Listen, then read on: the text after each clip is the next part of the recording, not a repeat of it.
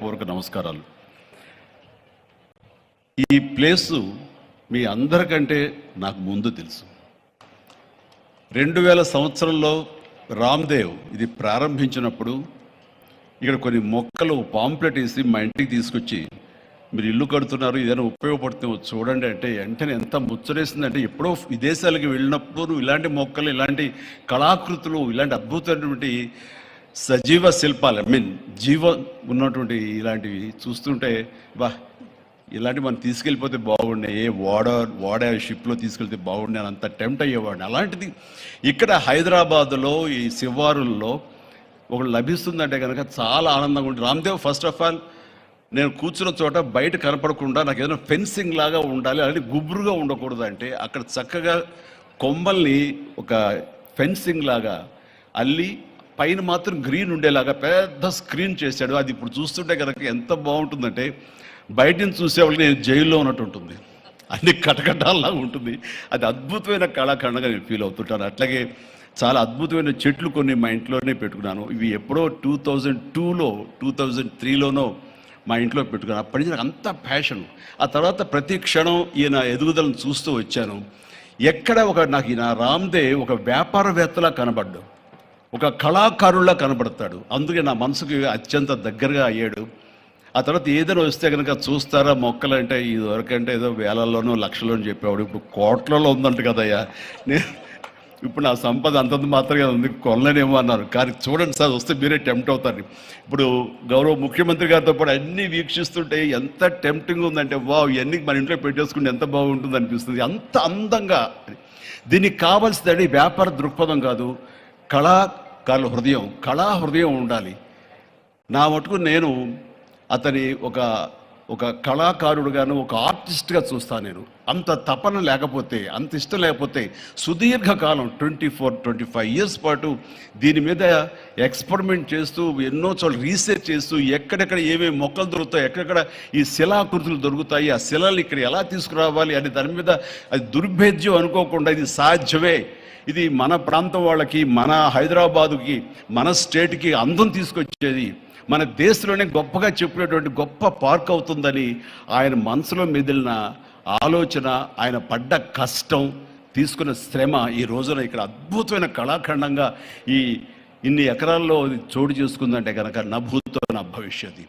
ఎవరైనా సరే అంత డబ్బులుంటే కనుక ఏం వ్యాపారం చేద్దాం, ఇంత స్థలం ఉంది కదా, దీన్ని ఎలా రియల్ ఎస్టేట్ చేద్దాం, దీన్ని ఏదో గవర్నమెంట్ వాళ్ళ మనలతో వాళ్ళ పర్మిషన్లతో తీసేసుకుని అక్కడ మనం మల్టీ స్టోరీ పెట్టుకుంటే ఆయన జీవితం కాదు కదా, తరతరాలు కూడా నిలిచిపోతాడు. అలా కాకుండా ఆయన కేవలం ఒక లోపల ప్యాషన్, చిన్నప్పటి నుంచి కాలేజీ రోజులో చదివే దగ్గర నుంచి, ఆర్ట్ కాలేజీలో చదువుతున్న దగ్గర నుంచి కూడా ఆయన మదిలో ఉన్నటువంటి ఆయన బ్రెయిన్ చైల్డ్, అలాంటి దాన్ని ఈ రోజున ఈ రూపం తీసుకొచ్చారంటే ప్రతి క్షణం ప్రతి కార్నర్ ముఖ్యమంత్రి గారు చూసి ఎంత ముచ్చటపడిపోతున్నారంటే అంత ఇంత కాదు. ఎలా చేశారు, ఇది ఎలాగొచ్చింది, అది ఎలా వచ్చింది అని అడుగుతున్నారు. నేను కొన్ని అడుగుతున్నాను. అడిగి ఇది షూటింగ్స్కి ఇస్తారా రామ్దేవ్ అని అడిగితే ఇస్తానండి, కానీ ఫస్ట్ షూటింగ్ మీదైతేనే అన్నాడు. ఇప్పుడు నువ్వు ఆ మాట అన్నావు కదా, ఇప్పుడు కొత్తగా హీరోయిన్ని తీసుకొచ్చి ఆ అమ్మాయితో స్టెప్లు వేయాలంటే ఈ ఎండలో ఎలా ఉంటుందేమో తెలియదు, కానీ ఏదో చలికాలం అయినప్పుడు నెక్స్ట్ చలికాలం అయితే చేస్తానయ్యా అన్నారు. ఈలోగా వర్షాలు పడి ఇవన్నీ ఇంకొంచెం పచ్చగా ఉంటాయండి, 1 or 2 years లోపల ఇది అద్భుతంగా ఉంటుంది, కంటికి కనువింపుగా ఉంటుంది చెప్పేసి ఆయన చెప్తుంటే కనుక ఐ కుడ్ ఇమాజిన్. అట్లాగే ఇక్కడ వెడ్డింగ్ ప్లాన్ చేసుకోవచ్చు, వెడ్డింగ్స్ కానీ ఇతర రిసెప్షన్స్ కానివ్వండి, పలు ఈవెంట్స్, అలాగే ఐస్కి సంబంధించినటువంటి ఆ స్కేటింగ్ సంబంధించిన చేయాలని ఇలా ఎన్నెన్నో ప్లాన్స్ ఉన్నాయని అవన్నీ కూడా చేయగలడు, ఆ సామర్థ్యం ఉంది. అలాగే ప్రభుత్వం కూడా ఖచ్చితంగా సపోర్ట్ చేస్తారు, అందుకు సమాయుత్తమై ఉన్నారు ఆయన. అందుకనే ఎంతో బిజీగా ఉన్నారు సీఎం గారు. వాళ్ళు చూస్తే కనుక మనుషులు ఇంటి చుట్టూ ఉన్నారు. అన్నీ పక్కకు పెట్టి, ప్రోగ్రామ్స్ అన్ని పక్కకు పెట్టి నిన్నటిదాకా ఆయన ఎలక్షన్ క్యాంపెయిన్ ఎక్కడో చేసి వేరే రాష్ట్రాల్లో వచ్చి రామ్దేవ్ మీద ఈ ప్లేస్ మీద ఎంతో ప్రేమ లేకపోతే, ఇలాంటి దాన్ని మనం ఎంకరేజ్ చేయాలి అని ఆయన ఉద్దేశం లేకపోతే ఇంత ఓపికగా ఈ ఎండ్లో ఆయన వచ్చేవారు కాదు. ఫస్ట్ ఆఫ్ ఆల్ ఆయన ఇక్కడికి వచ్చి దీన్ని ఎంకరేజ్ చేస్తున్నందుకు వారికి మనస్ఫూర్తిగా అభినందనలు తెలియజేస్తున్నాను ముఖ్యమంత్రి గారికి. ఎందుకంటే అలాంటి వాళ్ళు అనుకుంటేనే, వాళ్ళ కళ్ళలో పడితేనే, వాళ్ళు ఇంప్రెస్ అయితేనే దీనివల్ల ఎంతోమందికి ఉపాధి కలుగుతుంది, ఇది ఎంతోమందికి కనువిందు కలుగుతుంది, మరి ఎంతోమంది ఈ ప్లేస్ని వాళ్ళ ఈవెంట్స్కి ఉపయోగించుకుంటారు. తద్వారా టూరిజం పెరుగుతున్న ఉద్దేశంతో కూడా మన జూపల్లి కృష్ణారావు గారు దీన్ని ఎంకరేజ్ చేయడం కోసం సమాయత్తమై ఉన్నారు. అలా ప్రభుత్వ సహకారాలు దీనికి మెండుగా ఉంటాయని ఆశాభావం వ్యక్తం చేస్తూ, మీరు ఏదైతే కనుక ఊహించారో రామ్దేవ్, అది త్వరలో ఖచ్చితంగా అవుతుంది. ఇవి అద్భుతమైనటువంటి ఒక ల్యాండ్ మార్క్ అవుతుంది, ఒక కళాకృతి అవుతుంది. అది రాష్ట్రానికి వన్నీ తీసుకొస్తుంది. హైదరాబాద్కి తలమానికంగా ఉంటుంది. ఒక హైదరాబాద్ ఒక ఇల్లు అనుకుంటే ఇంట్లో ఒక అద్భుతమైన పెయింటింగ్ పెట్టుకుంటే ఎంత బాగుంటుందో ఆ పెయింటింగ్ ఈ రోజున ఈ ఎక్స్పీరియన్స్ తోటి నేను చెప్తున్నాను. This will be a beautiful piece of art. అందుకని మరొకసారి వారికి నా హృదయపూర్వక ధన్యవాదాలు, అభినందనలు తెలియజేస్తూ ఈ అవకాశం వచ్చినందుకు అండ్ సీఎం గారితో నేను ఈరోజు ఈ ప్రోగ్రాంలో పాల్గొన్నందుకు నా సంతోషాన్ని తెలియజేస్తూ all the very best, God bless.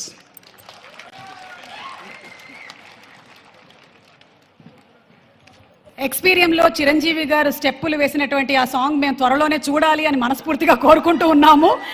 And MLA Shri కాళీ యాదయ్య గారిని మాట్లాడవలసిందిగా రిక్వెస్ట్ చేస్తున్నాము.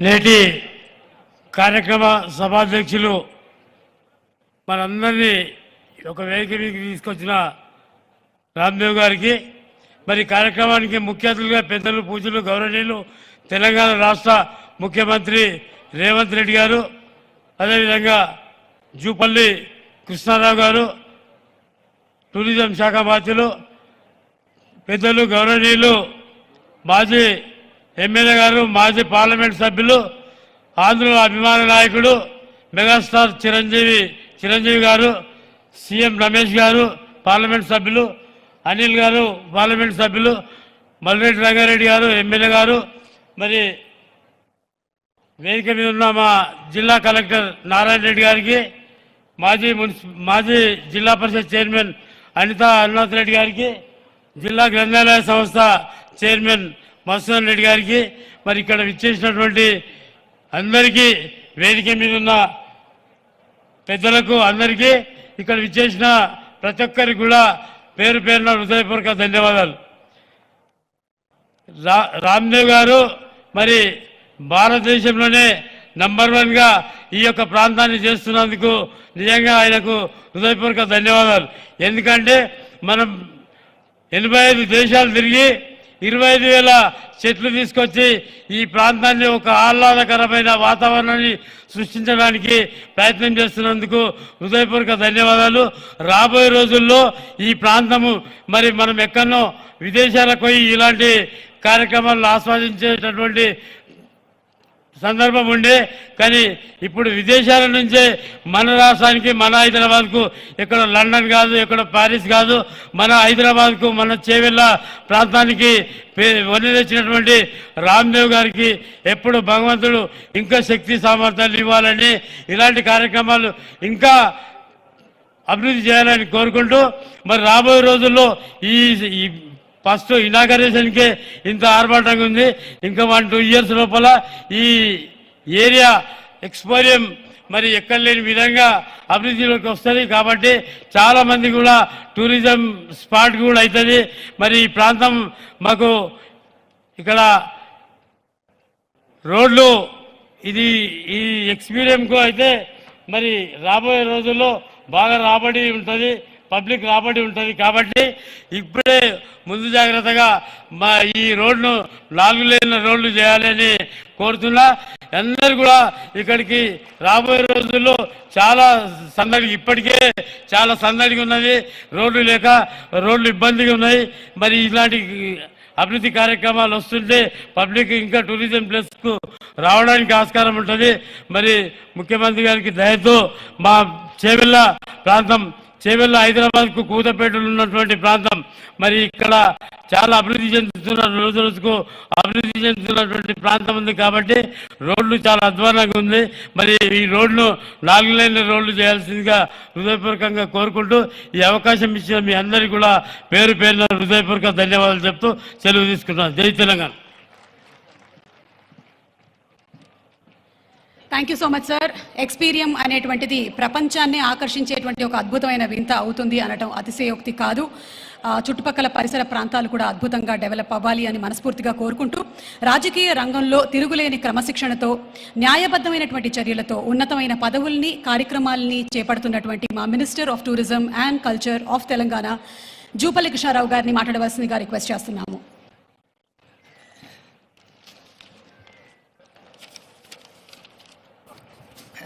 ఈనాటి ఎక్స్పీరియం ప్రారంభోత్సవ కార్యక్రమానికి విచ్చేసినటువంటి ముఖ్య అతిథి గౌరవ యువ ముఖ్యమంత్రి శ్రీ రేవంత్ రెడ్డి గారు, అట్లాగే పద్మవిభూషణ్ అవార్డు గ్రహీత మనందరి అభిమాన నటుడే కాదు నాయకుడు కూడా మరి చిరంజీవి గారు, అట్లాగే గౌరవ ఎమ్మెల్సీ పట్నం మహేందర్ రెడ్డి గారు, అట్లాగే రమేష్ గారు, సీఎం రమేష్ గారు, అట్లాగే కొండా విశ్వేశ్వరరెడ్డి గారు, అనిల్ కుమారు ఎంపీ గారు, అట్లాగే కాళే యాదయ్య గారు గౌరవ శాసనసభ్యులు, మల్రెడ్డి రంగారెడ్డి గారు గౌరవ శాసనసభ్యులు, అట్లాగే విజయేంద్ర ప్రసాద్ గారు, వేదిక పైనటువంటి పెద్దలందరికీ, ముఖ్యంగా ఇంత గొప్ప కార్యక్రమం ఏర్పాటు చేసినటువంటి రామ్దేవ్ గారిని ప్రత్యేకంగా అభినందిస్తా ఉన్నా.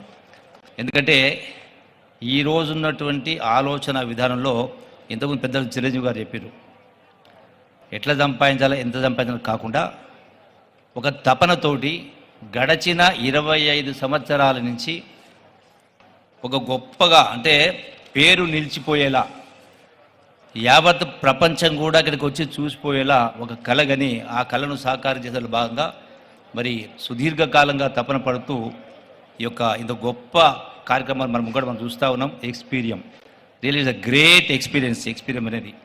ఎందుకంటే ఈనాడు దేశానికే కాదు ఇలా ప్రపంచానికే తలమానికంగా నిలిచేటువంటి ఈ గొప్ప ఎక్స్పీరియం. హైదరాబాద్ అంటే గుర్తొచ్చేది చారిత్రక కట్టడాలు, గొప్ప దేవాలయాలు, ప్రకృతి సంపద, వన సంపద, నీటి వనరులు, ఇవన్నీ కూడా మనం చూస్తూ ఉన్నాం. సో దీనికి తోడుగా ఈనాడు ఆకాశ హర్మ్యాలు కావచ్చు, రకరకాలు చూస్తూ ఉన్నాం. దీనికి ఈనాడు ఎక్స్పీరియం అనేది కూడా ఒక ఎకో పార్క్ లాగా మన వీటి సరసన చేరుతూ ఉంది.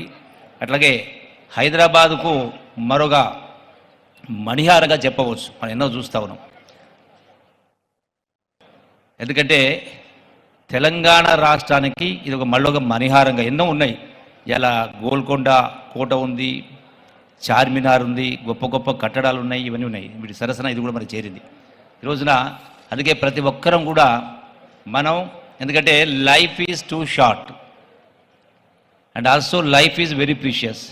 ప్రతి ఒక్కరం కూడా ఇటువంటి ప్రకృతి అందాలు కావచ్చు, ఇలాంటి ఎక్స్పీరియన్స్ లాంటివి కావచ్చు, రాష్ట్రంలో నలుమూలల్లో రకరకాల కట్టడాలు ఉన్నాయి, గొప్ప చారిత్రక కట్టడాలు ఉన్నాయి. అంటే వేల సంవత్సరాల నుంచి ఆనాటి మహనీయులు ఎంతో కష్టపడి నిర్మాణం చేసినటువంటి. ఎందుకంటే మనం వీటిని చూసి తరించాలి, మళ్ళొక అవకాశం రాదు. కాబట్టి ఇలా ప్రతి మనిషి కూడా జీవితకాలంలో మిగతా ఎట్లయితే పాశ్చాత్యులు, ఇలా అమెరికా లాంటి దేశం తీసుకుంటే వారానికి 2 రోజులు వాళ్ళ ఆట విడుపు గడుపుతారు. కనీసం మనం వారానికి 2 రోజులు కాకపోయినా కనీసం నెలకు 2 రోజులు, సంవత్సరానికి ఒక 10-15 రోజులు ఈ యొక్క టూరిజం పేరు మీద మొత్తం చూసి రావాలి, రకరకాలు చూసి రావాలి. దాంతో మనసుకు ఆహ్లాదమే కాకుండా మనకు ఒక ఆలోచన విధానం కూడా మారుతుంది. అంతేకాకుండా ఈ టూరిజం డెవలప్మెంట్ మూలాన, ఇలాంటి కార్యక్రమం రావడం మూలాన ఎంతోమంది నిరుద్యోగ యువతకు కూడా ఉపాధి అవకాశాలు, ఉద్యోగ అవకాశాలు లభ్యమవుతాయి. కాబట్టి ప్రతి ఒక్కరం కూడా మనం ఆ యొక్క ఎట్లయితే మనం ఎక్స్పీరియన్స్ చూస్తూ ఉన్నామో యావత్ రాష్ట్రంలో కూడా ప్రతి ప్రాంతాన్ని కూడా చూడాలని చెప్పని ఈ వేదిక ద్వారా మరొకసారి విజ్ఞప్తి చేస్తూ, ఇంత గొప్ప నిర్మాణాన్ని చేపట్టినటువంటి రామ్దేవ్ గారిని మరొకసారి ప్రత్యేకంగా అభినందిస్తూ సెలవు తీసుకుంటున్నాను. Thank you. మంత్రివర్యులకి ధన్యవాదాలు తెలియచెప్తూ ఉన్నాము. ప్రజా హృదయాలే సింహాసనంగా, ప్రజా వేదికలే పోరాట భూమిగా, ప్రజలు పలికేటువంటి నీరాజనాలే తను సంపాదించినటువంటి ఆస్తిపాస్తులుగా భావించి ఎంతో వైవిధ్యంగా రాజకీయ పఠనాలని తిరిగి రాస్తున్నటువంటి king of politics, the visionary, victory leader, మన గౌరవనీయ ముఖ్యమంత్రి గారు శ్రీ యనుమల రేవంత్ రెడ్డి గారిని మాట్లాడవలసిందిగా రిక్వెస్ట్ చేస్తున్నాము. రంగుల జెండా బట్టి సింగమోలే కదిలినాడు ఒక్కరో కాంగ్రెస్ సూర్యుడు మన రేవంత్ అన్న నిగ్గదీసి.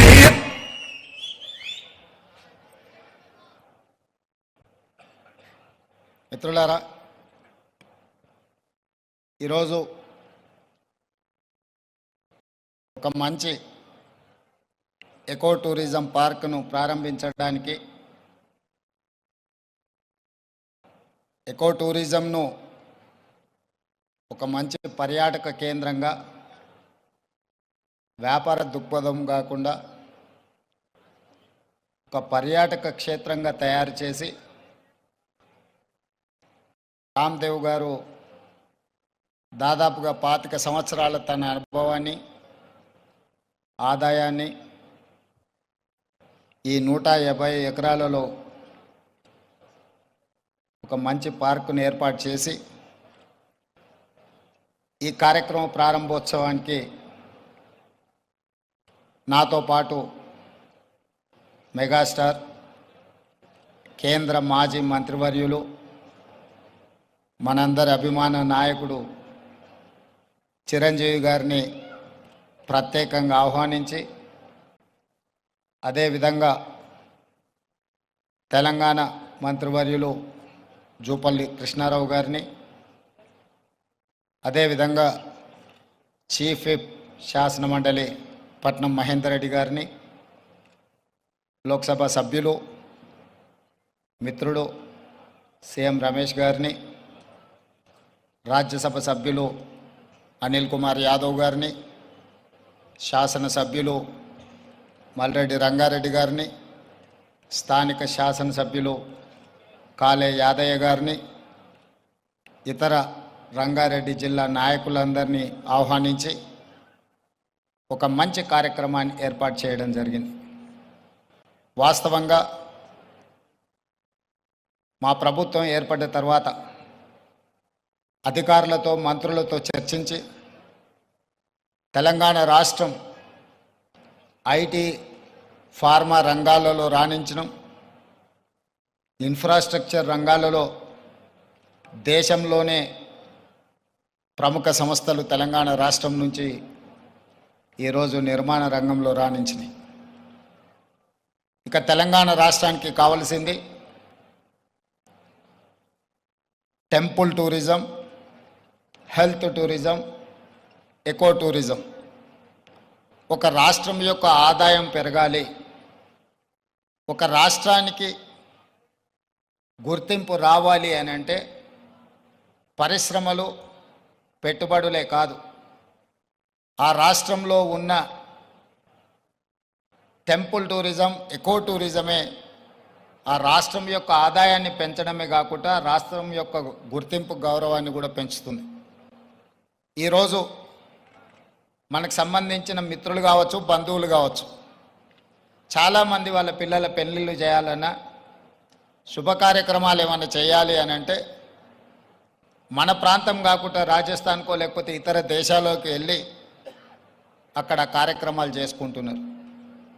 దానికి ప్రధానమైన కారణం ఆ ప్రాంతంలో ఉండే టెంపుల్ టూరిజం, అదేవిధంగా ఎకో టూరిజం.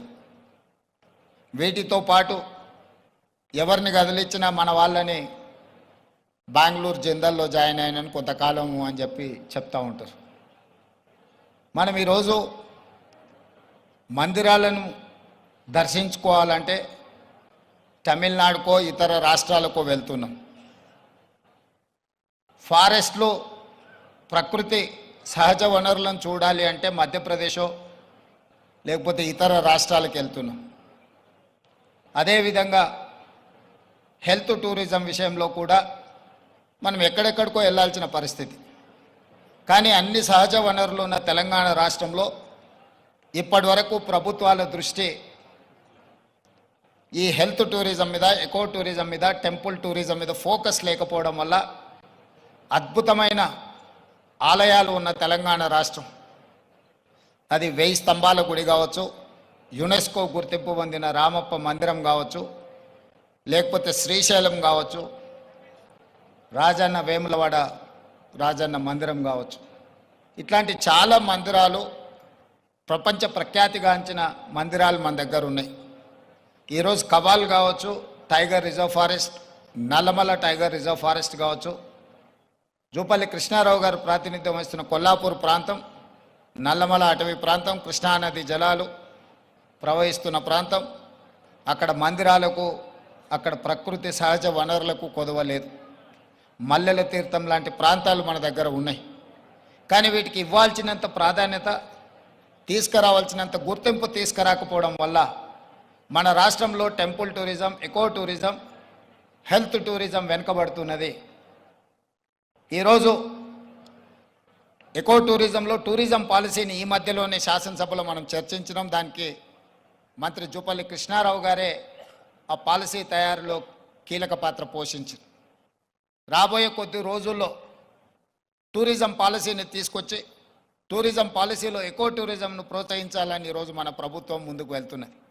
కానీ ప్రభుత్వానికంటే ముందే ఎకో టూరిజం ఈరోజు రామదేవరావు గారి ఏర్పాటు చేసిన 150 ఎకరాలలో ఒక అద్భుతాన్ని సృష్టించిండు. ఈ అద్భుతం వారికి ఒక్కరికి ఆదాయం తెచ్చిపెట్టేది కాదు, రాష్ట్రానికి కూడా ఆదాయం తెచ్చిపెడుతుంది, రాష్ట్రానికి కూడా గుర్తింపు, గౌరవం తెచ్చిపెడుతుంది. ఈరోజు మనం మొక్కలు కొనాలంటే గోదావరి జిల్లాలకు వెళ్ళాల్సిన పరిస్థితి. ఎవరైనా జూబ్లీ హిల్స్, బంజారా హిల్స్ లేదా ప్రముఖులు ఎవరైనా ఇల్లు కట్టుకుంటున్నారు అని అంటే గోదావరి జిల్లాల నుంచి మొక్కలు తెప్పించుకునే పరిస్థితి నుంచి ఈరోజు వికారాబాద్ చెవెళ్ళ ప్రాంతం నుంచే ఎవరు ఇల్లు కట్టుకోవాలన్నా, ఇంతకుముందు పెద్దలు చిరంజీవి గారు చెప్పారు, 20 సంవత్సరాల క్రితమే వాళ్ళు ఇల్లు కట్టుకున్నప్పుడు జూబ్లీ హిల్స్లో ఒక ప్రత్యేకమైన మొక్కల్ని పెట్టాలి అంటే రామ్దేవ్ గారి దగ్గర నేను తీసుకున్నాను.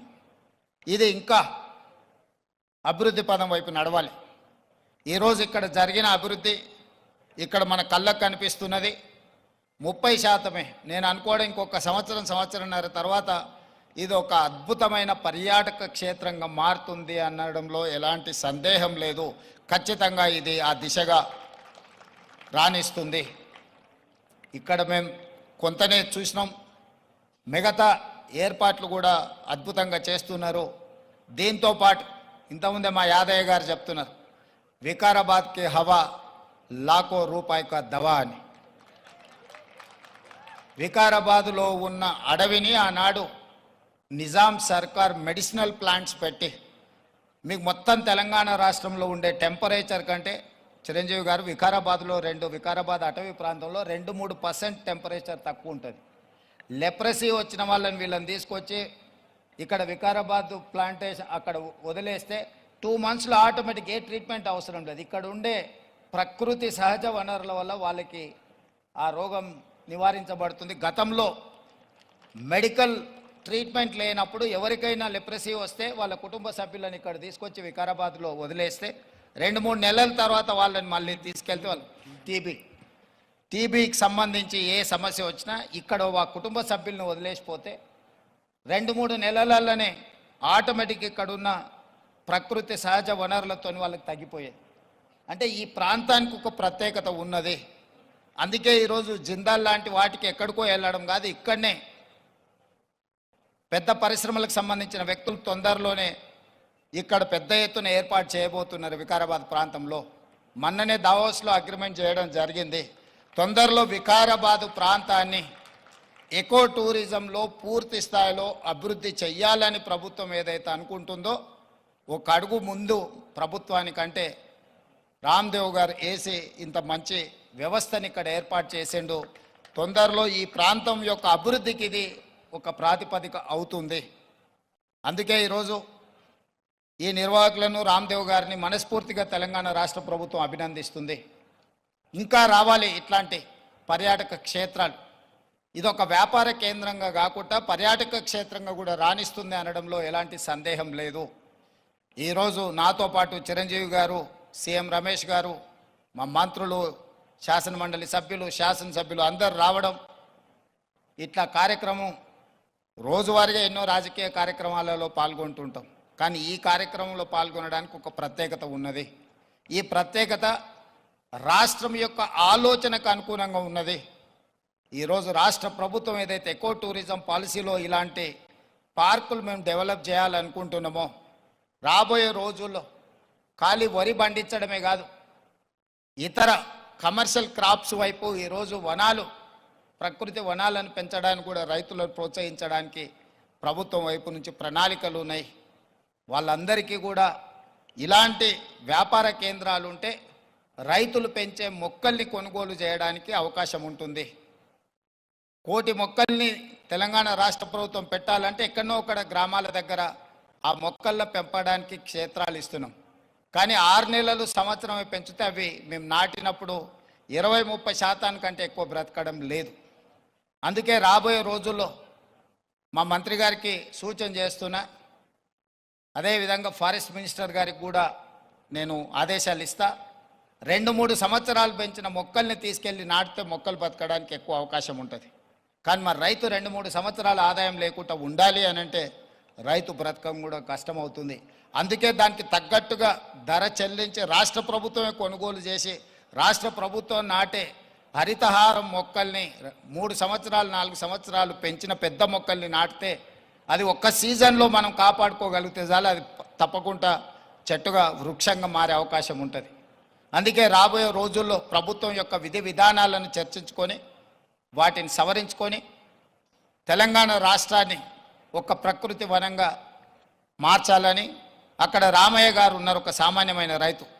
మీరందరూ వారెవరో అనుకోవచ్చు. రామయ్య గారు ఆయన ఒక వ్యవసాయ కుటుంబం నుంచి వచ్చి మొక్కలు నాటే కార్యక్రమంలో భారత ప్రభుత్వం వారికి పద్మశ్రీ అవార్డు ఇచ్చింది. చిరంజీవి గారు రాణిస్తే చిరంజీవి గారికి పద్మభూషణ్ ఏ విధంగా ఒక రంగంలో రాణిస్తే ఇచ్చిండ్రో, ఒక రైతుకు కూడా మొక్కలు నాటడంలో రాణించినందుకు రామయ్య గారికి ఆ గుర్తింపు వచ్చింది. ఖమ్మం జిల్లాలో ఒక మారుమూల ప్రాంతంలో ఉండే ఒక వ్యవసాయ రైతు మొక్కలు నాటడం వల్ల పద్మశ్రీని సాధించిండు. అంటే ఒక కమిట్మెంట్, డెడికేషన్ ఉంటే ఈ ప్రభుత్వాలు గుర్తిస్తాయి, ప్రోత్సహిస్తాయి. రామయ్య గారు లాంటి వాళ్ళని మనం ఆదర్శంగా తీసుకోవాలి. అందుకే ఈ మధ్యకాలంలో కేంద్ర ప్రభుత్వాన్ని కలిసినప్పుడు మాకే నాంపే ఎక్ పేట్ అంటే తల్లి పేరు మీద విద్యార్థులందరూ ఒక మొక్కను నాటి దాన్ని సంరక్షించాలనే ఒక విధానాన్ని ముందుకు తీసుకొస్తున్నాము. ప్రతి విద్యార్థి తమ కన్న తల్లి పేరు మీద ఒక మొక్క నాటి ఆ స్కూల్లో ఆ మొక్కను కాపాడితే కొన్ని లక్షలాది కోట్లాది మొక్కల్ని ప్రతి సంవత్సరం మనం పెంచుకుంటూ పోవచ్చు. ఇట్లాంటి వినూత్నమైన కార్యక్రమాలను ప్రభుత్వం తీసుకురావాలనుకుంటుంది. తొందరలోనే ఈ విధి విధానాలతో ముందుకు వస్తాం. ఏది ఏమైనా రామ్దేవ్ గారిని మనస్ఫూర్తిగా అభినందిస్తున్నా. ఒక మంచి పర్యాటక క్షేత్రంగా దీన్ని తీర్చిదిద్దండి. ప్రభుత్వం వైపు నుంచి అవసరమైన సహకారం తప్పకుండా ప్రభుత్వం అందిస్తుంది. మంత్రి జూపల్లి కృష్ణారావు గారు, స్థానిక శాసనసభ్యులు యాదయ్య గారు, మహేందర్ రెడ్డి గారు ఉన్నారు. ఏదైనా స్థానికంగా అంశాలు ఉన్నా కూడా వారు మీకు సంపూర్ణమైన సహకారాన్ని అందిస్తారని తెలియజేస్తూ మీ అందరి దగ్గర సెలవు తీసుకుంటున్నారు. ధన్యవాదాలు మిత్రులారా.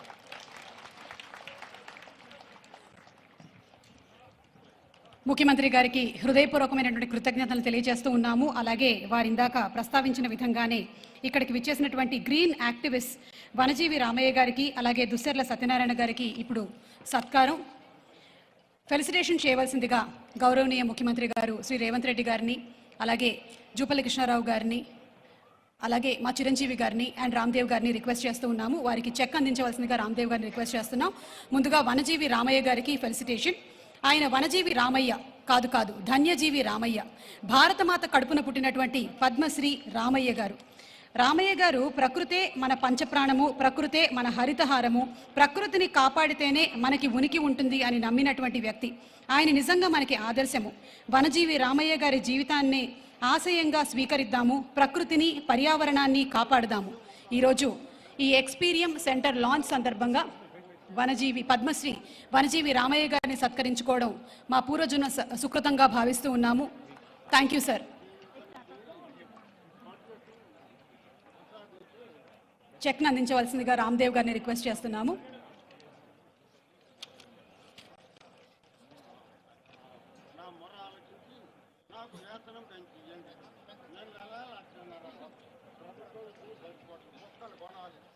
అలాగే తదుపరి సత్కారం దుస్సెర్ల సత్యనారాయణ గారు. వారసత్వంగా తనకు వచ్చినటువంటి 70 ఎకరాల భూమిని 6 దశాబ్దాలుగా శ్రమించి మానవ నిర్మిత అడవిని సృష్టించారు. మూగ జీవులకి ఆవాసంగా, జీవరాశులకి ఆహారంగా, నీళ్లు అందించేలాగా అడవిగా మార్చారు. వీరు నిజంగానే మనకి ఆదర్శం.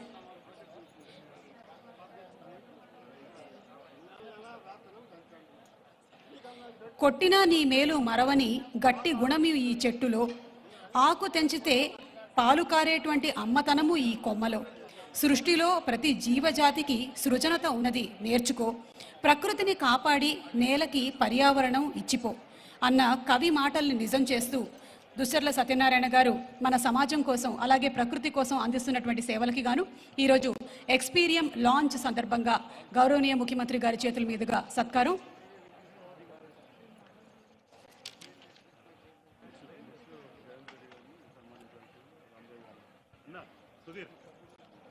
ఈ ఫెలిసిటేషన్స్ అనంతరం ఈరోజు తమ అమూల్యమైనటువంటి సమయాన్ని వెచ్చించి ఇక్కడికి విచ్చేసినటువంటి గౌరవనీయ ముఖ్యమంత్రి గారు శ్రీ యనుమల రేవంత్ రెడ్డి గారికి చిరు సత్కారం రామ్దేవరావు గారిని సత్కరించవలసిందిగా రిక్వెస్ట్ చేస్తున్నాము. Honourable chief minister of Telangana Shri Revanth Reddy గారికి చిరు సత్కారం. రామ్దేవ్ గారిని ఫెలిసిటేట్ చేయవలసిందిగా రిక్వెస్ట్ చేస్తున్నాము. రేవంత్ రెడ్డి గారిని సత్కరించవలసిందిగా రిక్వెస్ట్ చేస్తున్నాము. అలాగే అనంతరం జూపల్లి కృష్ణారావు గారిని ఫెలిసిటేట్ చేయవలసిందిగా రామ్దేవ్ గారిని రిక్వెస్ట్ చేస్తున్నాము.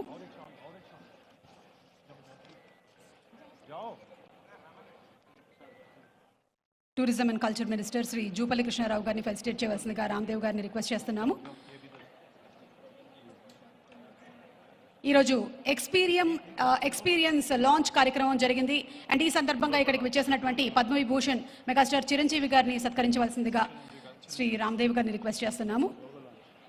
అండ్ అనంతరం ఎక్స్పీరియం లోగో లాంచ్,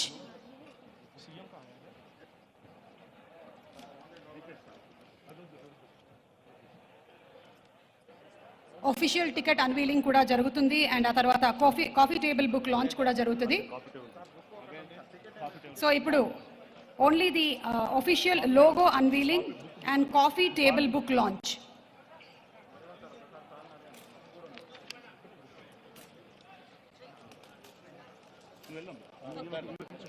ఈరోజు ఈ కార్యక్రమానికి విచ్చేసినటువంటి ప్రతి ఒక్కరికి మరొకసారి ధన్యవాదాలు తెలియజెప్తూ ఉన్నాము. ముఖ్యంగా ఎంతో పని ఒత్తిడి ఉన్నప్పటికీ రాష్ట్రం కోసం అహర్నిశలు పనిచేస్తున్నటువంటి మా గౌరవనీయ ముఖ్యమంత్రి గారు శ్రీ రేవంత్ రెడ్డి గారు సమయాన్ని వెచ్చించి ఇక్కడికి విచ్చేయడం మాకు ఎంతో ఆనందాన్ని కలిగిస్తుంది. రామ్దేవ్ గారు వారి టీం అందరి తరపున మరొకసారి హృదయపూర్వకమైనటువంటి అభినందనలు తెలియజెప్తూ ఉన్నాము.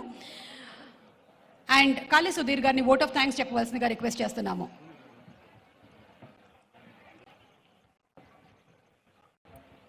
గౌరవనీయుల పెద్దలు, థ్యాంక్ యూ. అందరికీ పాదాభివందనం. మీరందరూ వచ్చారు, వీఆర్ వెరీ గ్రేట్ఫుల్. సార్ ఒక్క విషయం చెప్తాను, Ramdev garu always he uses to tell us, నేను చనిపోతే నన్ను ఒక చెట్టులో పాతి పెట్టండి, because I'm an incarnation of a tree.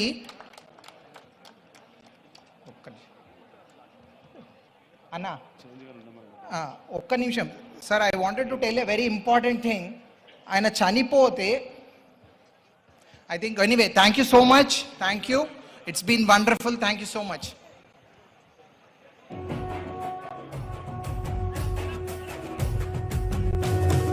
మూడు రంగుల జెండా బట్టి సింగమోలే కదిలినాడు ఉత్తరో కాంగ్రెస్ సూర్యుడు మన రేవంత్ అన్న నిగ్గదీసి అడిగే మునగాడు వీడు భూమి నవానైతాడు గిరసాదల ధైర్యం వీడు దుంగదొర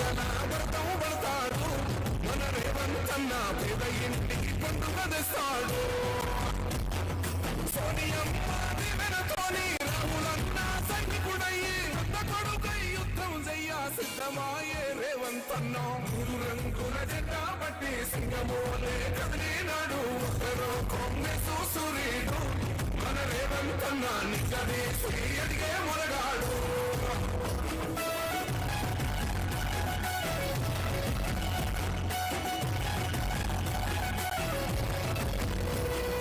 దాడులన్నీ జరిగిన గాని గడవలేదు రేవంత్ అన్న గంతకంతా ఎత్తు ఎదిగాడు